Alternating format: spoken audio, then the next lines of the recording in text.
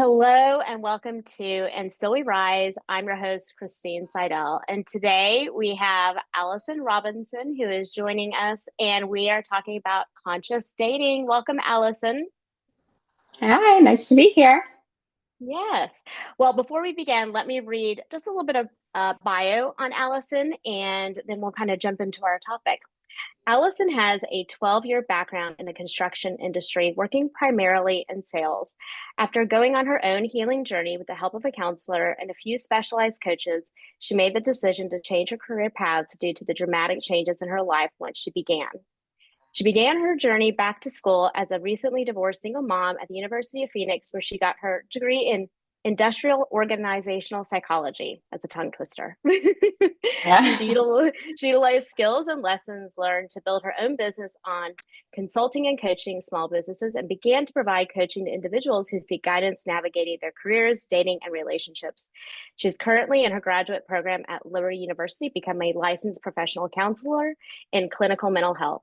As she works to complete her program, she is seeing clients as a master's level clinician at Rise Therapy Center. She sees clients of all ages and works with clients with anxiety, depression, personality disorders, PTSD, level 1 autism, and is experienced in play therapy. She also loves working with couples and clients who are coming up for help navigating dating and relationships because it provides a window to the relationship with the self. This provides clients with help navigating relationship problems while also learning more about themselves and growing in every area of their life. Welcome, Allison. Such Thank a you. like vast level of experience, and I've had the privilege of working with Allison at Rise through supervision and consultation, and I have to say her perspective on relationships and the self is so deep and wide, and she's been just a wealth of information and great support to her clients. So I can't wait to talk about dating today. So, hmm with that being said, dating is, I don't know if it's a four-letter word, but it feels like that sometimes in this culture, and it's been such a complicated thing for people who are navigating the dating world as they seek connection and relationship. So, how would you describe conscious dating? Like, what is it? Why is it important to talk about? Yeah, so conscious dating is intentional dating. It's knowing what qualities you want in a partner and making sure that the partner that you choose matches your goals, your values, and can help you also get what you want out of life. So you're growing together in partnership. So a lot of people will date because they want love and they want a companion, and that's wonderful. That's a human need. We're built to be social creatures. However, that's not the only thing that's important in a relationship. We Mm-hmm. want to have someone that help us grow our lives, help us become better people, and help us reach our goals. It's so true. And I feel like, when we're developmentally at an age for dating, usually, like in high school where we have a little bit more freedom, Mhm. it was so simple. It feels like back then where it was like, oh, we have a lot of similarities and this, that, and the other. But as you've had life experiences and relationships that have been unsuccessful, it is really important to become a lot more, you know, conscious and intentional about how you're showing up in dating. And, there's a lot of different narratives and Mhm. ways that people want to tell you how to do it. So before we even can step into dating, what do you think is so important to kind of start with? The self, Yeah. the self. You want to make sure that your relationship with yourself is healthy and Mm-hmm. growing in self-love. Because, the beautiful thing about that is we attract what we feel about ourselves. And, Mm-hmm. some people feel like there's a spiritual level to that, but there's also a rational level because when we love ourselves, we're not going to put up with someone who makes us feel bad about ourselves. And Mm-hmm. also, when we put that self love into ourselves and grow our self concept and just grow holistically as a person, we're more likely to meet someone who's also done that work because they're Mm-hmm. likely to be dating consciously and intentionally and evaluating you just the same as you're evaluating them. I think that's such a key component of dating is are you a vessel for what it is that you want in somebody else? And I think so many times in conversations with people as they're navigating the difficulties and probably having patterns of relationships, they'll be like, Mhm. I want somebody to make me feel this, that, or the other. And that's Mhm. such a dangerous territory to go into because if you don't feel that intrinsically, how can somebody make you feel that externally? So you're right. I think that is really important to do that self work. So what would you say are the key components of doing that self work? So when I was kind of starting my journey, I had a counselor tell me to make an ice cream sundae. Mm, And to do that, she was like, view relationships as the sprinkles on top. So you've mm, already got your ice cream, you got your chocolate syrup, you got all the toppings, all of that stuff. And the the person that you're dating is just adding to what you already mm, have. So mm, you already are building that foundation of safety within yourself. You're mm, working on yourself to making sure that your safety needs are met. Housing, food, and also like going into like a sense of belonging with social connections, and just kind of creating an environment where you feel fulfilled before you mm. start dating. Yeah, I like that narrative of, you know, date yourself first or like enjoy Hmm. your own company first. In my own experiences, kind of getting out of a very toxic relationship and spending so much time with like myself and, feeling and hearing myself again without the enmeshment of a relationship and working with my therapist to kind of remember like who I am outside of that enmeshment. It really became, I genuinely enjoyed my company. I thought it was Hmm. hilarious. I thought my jokes were so funny. And it, when I was ready to begin dating, I had to like be like, okay, so if I'm gonna go out with people, it has to be that I genuinely want to enjoy their company too. Like if I'm gonna leave my own company with myself and like my kids and my community, it would have to be somebody that I genuinely enjoyed it just as much or more.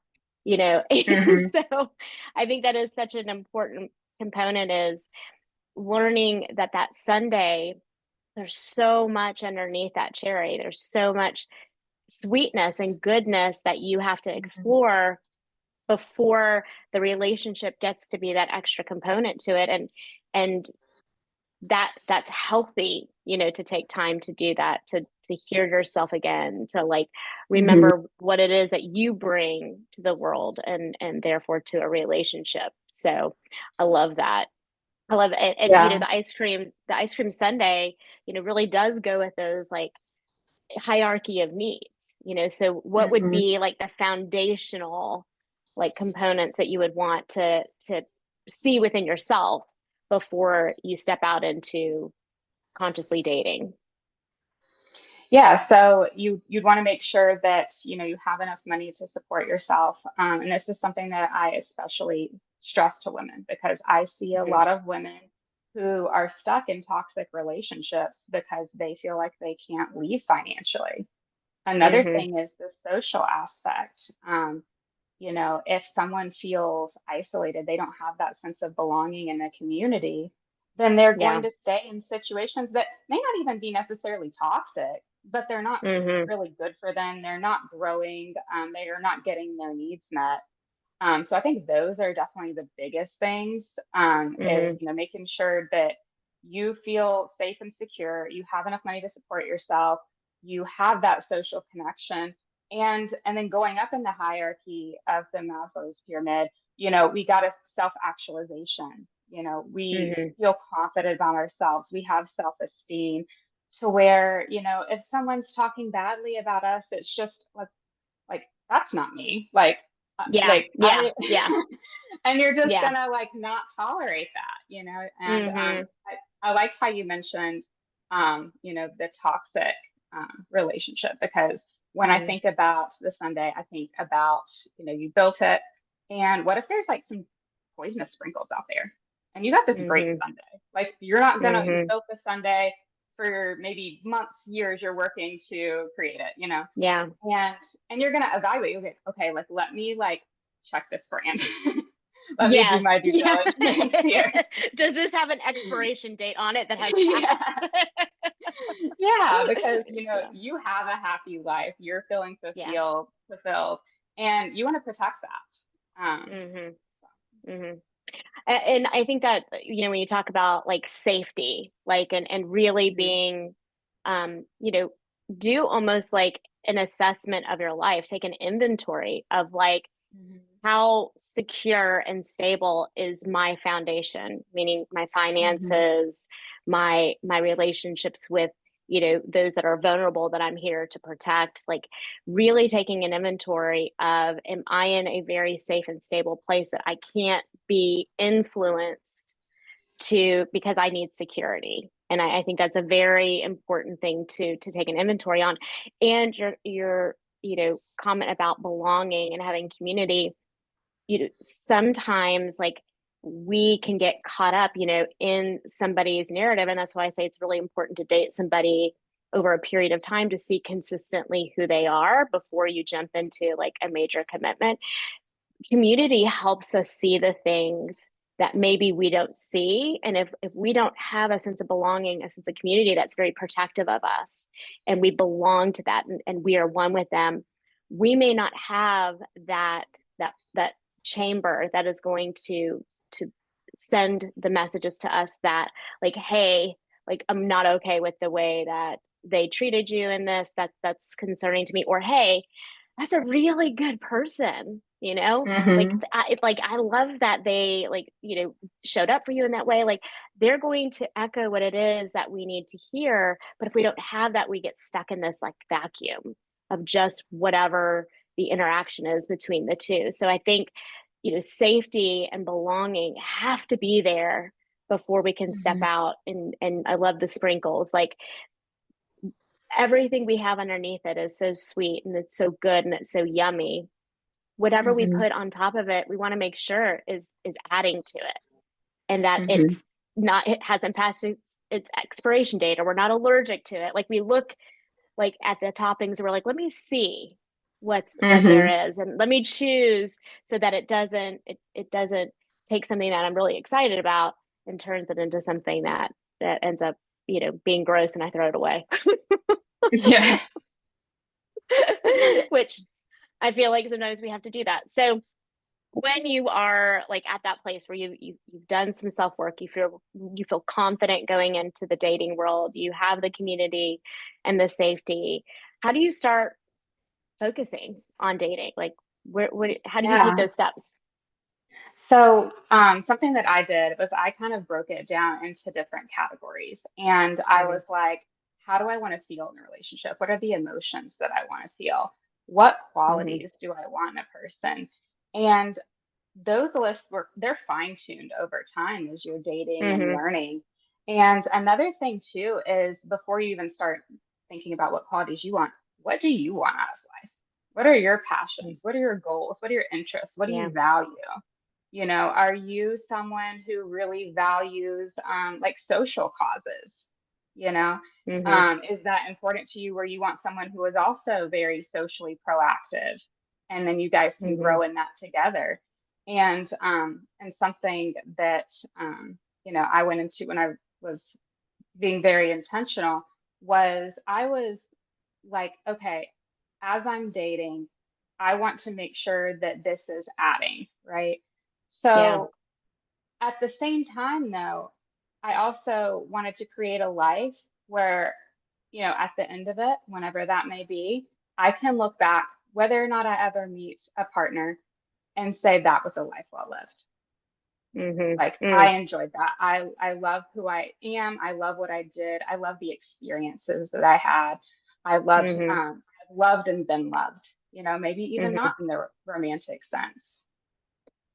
Yeah. And I think that that's so key, is like really understanding that concept of interdependence, that, Hmm. our, goal in a relationship is not to become like dependent and codependent. What we want interdependence, meaning like we Hmm. have such a sense of self that we go out in this world and we live with intention and we serve with purpose and we are lit up in the things that we are doing and being and bringing forth. And then we come to the relationship and that's where we get to share like in the richness of that and we get to dwell in theirs and they in ours and you know but ultimately it's to be in this world as yourself, full of life and content in how you're navigating it and Hmm. being really clear on what it is that you want to experience within a relationship. And I love that you didn't say, well, I want them to make me feel this way. That you're like, how do I Hmm. want to feel in a relationship? How do I want to be embodied while experiencing a relationship? Okay, so we've kind of talked about the self and like how we want to be and like within a relationship, how we want to feel, how we want to be able to be in this world. So, okay, now the good stuff. How do we start looking towards potential partners? Well, now that we've kind of evaluated like what you want out of life, what your values and goals are, where is someone like that going to be? Are you going to meet them at the gym? Are you going to meet them at networking events? Are you just going to be like out and about, or some type of hobby?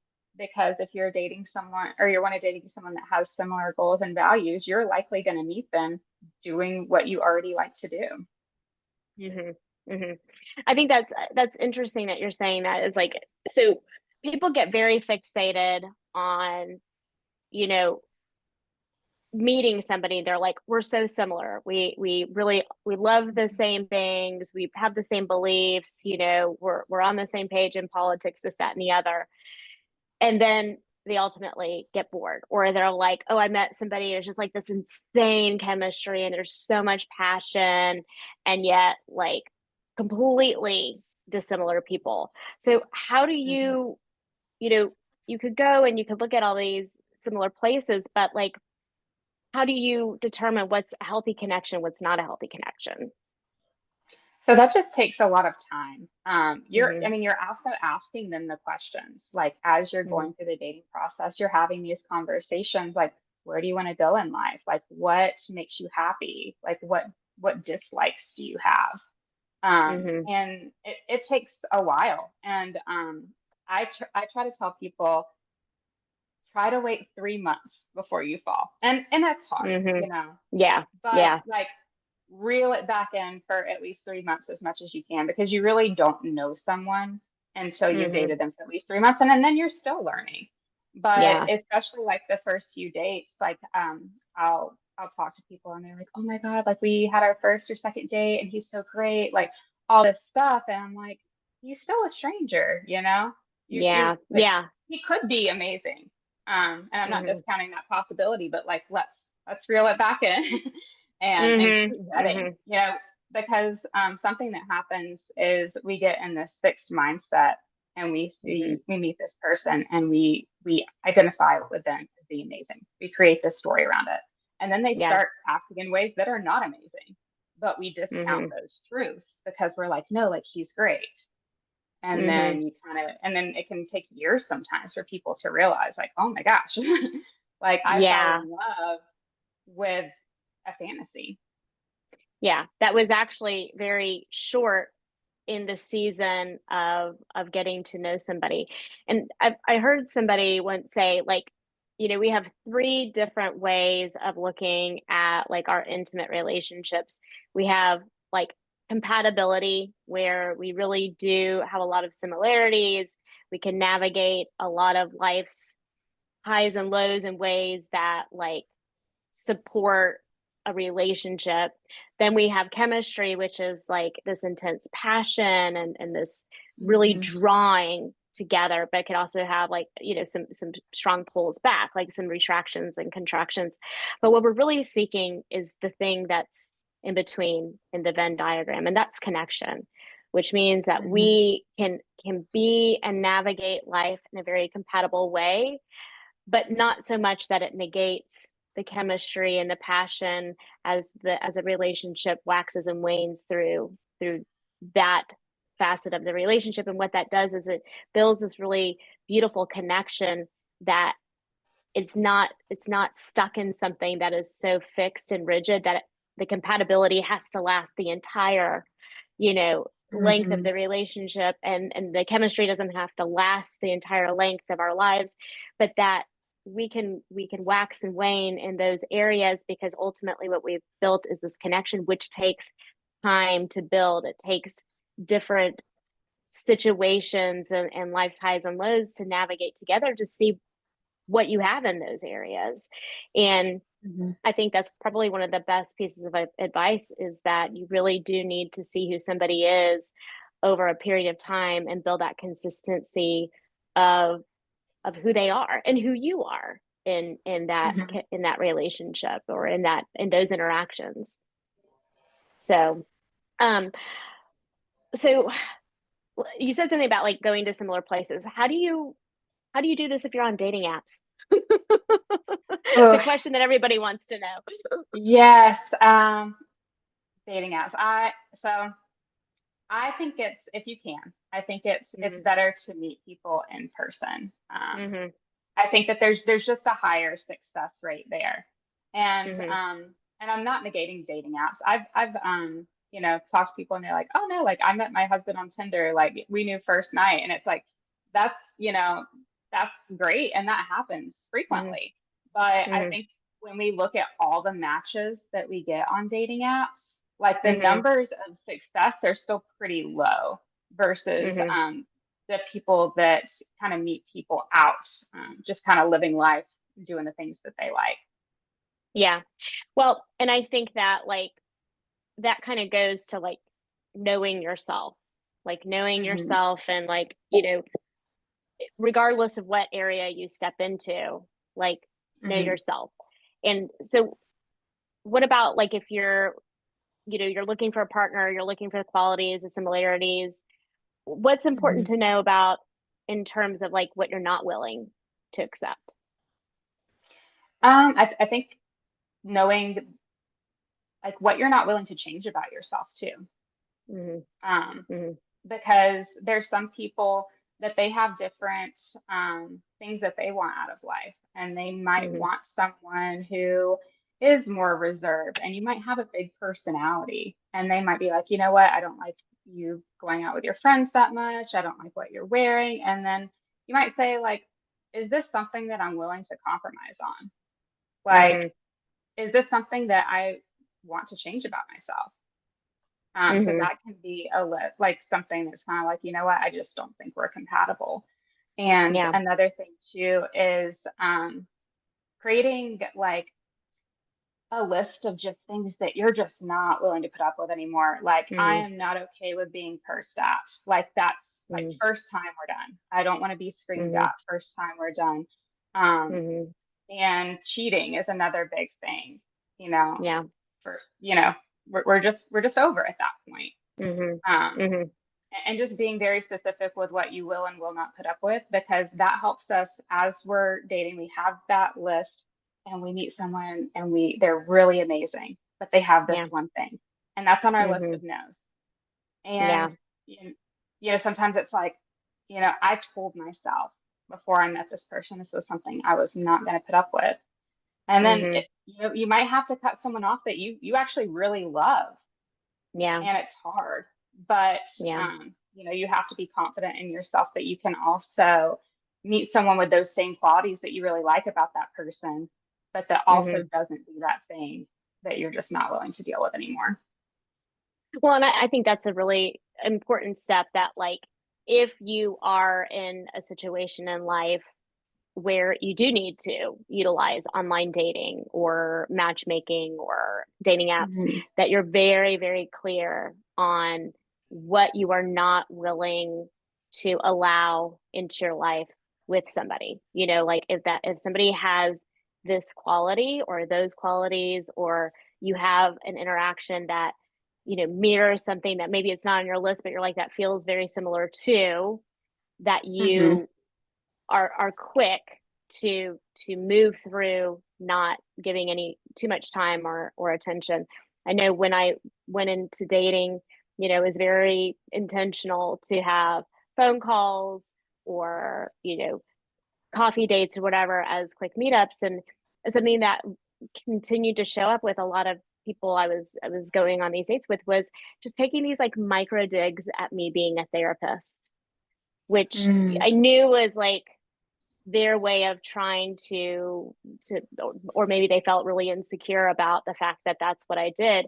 But I was very quick to be like, I'm sorry, this is not going to work. I'm not going to allow somebody to take something that I find such passion and purpose and mission in, to kind of like take digs at it. Just that's immature and shows insecurity. And so I was very quick to like move out of that because I mhm, understood the dating apps have a lot of people on there that, good or not so good, are not going to be good matches for me. And so it was once you're clear on what those qualities are and you see them and you allow yourself the and give yourself permission to like release that sooner than later, even if you've had good conversations in the past, that helps you really, you know hold a space for not being able to participate in a dating in a dynamic that has a lot of like unhealthy people out there. Like you said, meeting somebody organically has a higher rate of relationships because people are organically going out there investing in something that mhm, they value. Whereas dating apps and online dating, the only investment is just a page and the monthly subscription fee you're paying, and there's not a real investment in that. But there, I'm sure, are good people out there.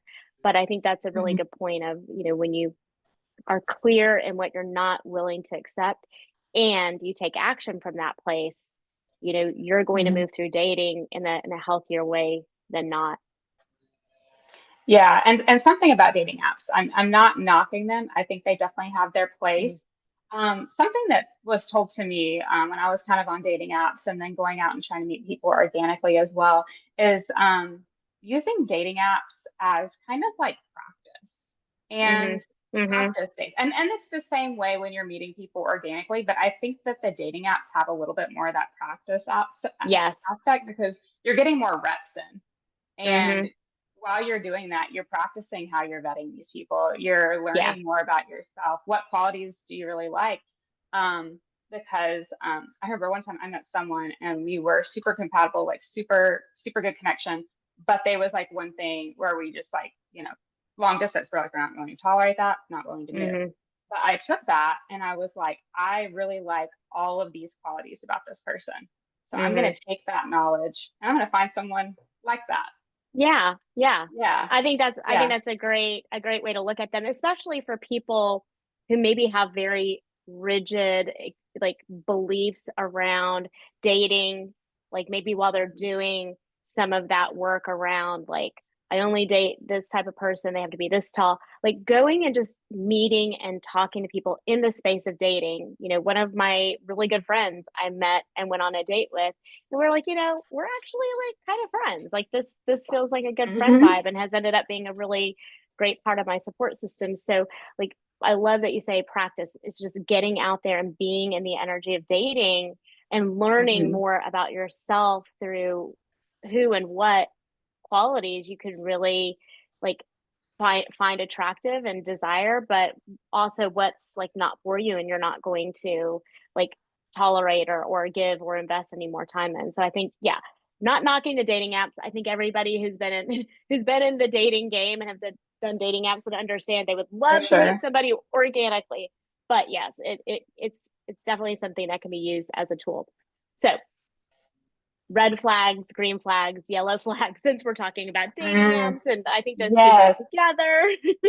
absolutely. Yeah. Absolutely. Yeah. So, yeah, a big thing that you want to look out for is being love bombed. I think Mm-hmm. that is one of the biggest red flags where someone, it's first date and like, oh my gosh, like want to marry you. Like, I want to take you here. I want to do this. And like as you start dating more and kind of learning patterns, it's like you'll see that Yeah. those people fizzle out quick. Mm-hmm. Like they start out Mm-hmm. real hot and heavy, but you really should be growing in love and connection. It should not start Mm. out like Yeah. that Yeah. intense. And and then also looking out for things like, do they put you down? What's Hmm. their relationship like with their mother is a huge one, mother and father, because how Hmm. they feel about their parents, whether it's they were absolutely perfect or they were, the worst people. Both of those extremes can tell you a lot about how they're going to interact with you Yeah. because Yeah. coming from a woman's perspective and dating men, if his mom can do no wrong and she's the perfect person, the pattern that I learned was I'll never be able to meet that Hmm. standard. If she was the worst Hmm. person and could do nothing right, then I was going to be punished through her. Like his relationship with his Hmm. mom, Hmm. I was always going to be wrong. And so Yeah. that can tell us a lot. Kind of being able to view parents as not being black and white, but like, oh, they have these amazing qualities, but they also they traumatized me in these ways. Yeah. Yeah. And that's kind of not talking about extreme examples of abuse and neglect because that's a whole different Sure. conversation. Right. Um, Right. yeah. So, yeah, just learning about those things. How do they treat people when you're like going out? Um, how Hmm. are they kind to the waitress? Do they hold the door for like the next person walking in? Just little Right. things Right. that you can pick up on, and how they talk about other people. Hmm. Because sometimes, especially with those people who tend to love bomb, they are talking very highly about you. And Hmm. if you notice, sometimes they're like really mean and they talk negatively about everybody else. So that's Yeah. kind of how you can tell that difference sometimes because, it's not genuine. Because how could Hmm. they be so infatuated with you right off the get-go that have all this Yeah. hate for so many people? Hmm. Yeah, I think it is. It's really important in that dating phase to really listen to what are their relationships with the people that are in their lives. So parents, friends, past Mm-hmm. partners, like how do they talk about past partners? What is their if they have children, what is their relationship with children? So really looking to hear and understand what is this person's relationship with other people that would be part of that community, and like you said, black, not having that black and white, but showing the spectrum of perspectives of being like, yeah, it didn't work out with us, we had this, that, and the other go on in our relationship, but we've really learned how to navigate co-parenting our child or whatever. Can they see the reality of relationships, or is it all in an extreme? And yes, how do they treat other people? Mm-hmm. How do they navigate conflict? Mm-hmm. Like how quickly do they want to commit? That's a big one too. I think one of the most interesting things in my own journey, in finding my partner was that, when he realized he wanted to date exclusively, he was like, "Hey, I just want you to know I'm really not going to entertain dating anybody else, but you take the time you need, and I just want you to know that's where I'm at." And that was nice, like to still have Mm-hmm. permission in the relationship. That was, I was still needing to see who he was and other people were over a period of time, and that was very mature. It was a mature thing to say, that he didn't need my commitment, that he was just disclosing that this was where he was at, and I could come to that at the point that I was ready. And if I wasn't, that I just needed to communicate that. And I was like, wow, that's actually really nice, and it was an appropriate amount of time. So I think, yes, Mm-hmm. not trying to get something from the other person too quickly at too high of a level.